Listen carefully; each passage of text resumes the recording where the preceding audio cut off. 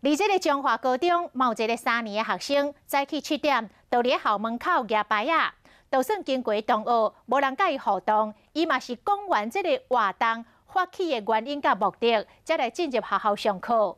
啊，家人二性高中应用外语科1年到3年的学生，将近400个人，是用舞蹈甲行动剧来响应气候的运动。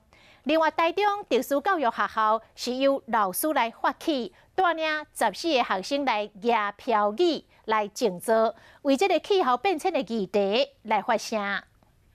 气候变迁已经发生了，有人因此死去，或正在、即将为此死去。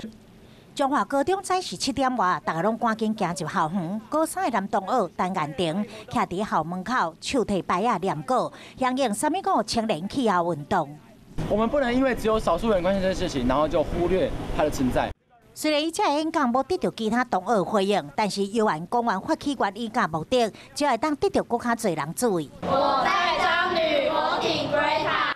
中华女中嘛5位同学徛出来发声。我们可能学生可以做的就是真的是罢课，这是一个非常激烈的手段，对，就是一个让大家可以看到我们。家人二性高中应用外语科是用舞蹈甲行动剧来响应气候运动，1、2、3年学生加起来将近400个人。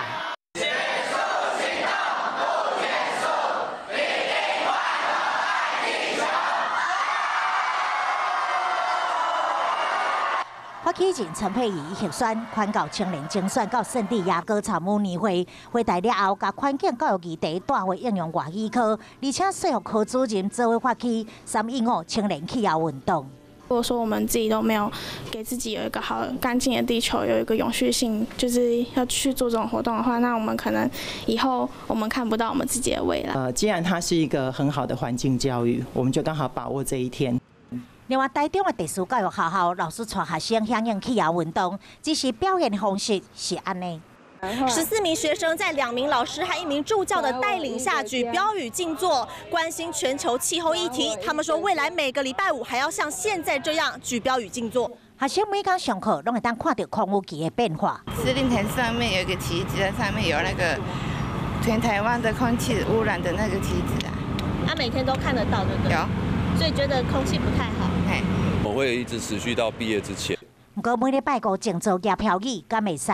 不影响到学生受教权为一个原则，是不是会进行这么久？我们有可能，叶老师这边我们大概会有一个妥善的一个讨论。校长表示，伊无影响到受教权为原则，会佮老师讨论。环境教育一定爱做，但是伫台湾学校教育体制会当做到什么程度咧？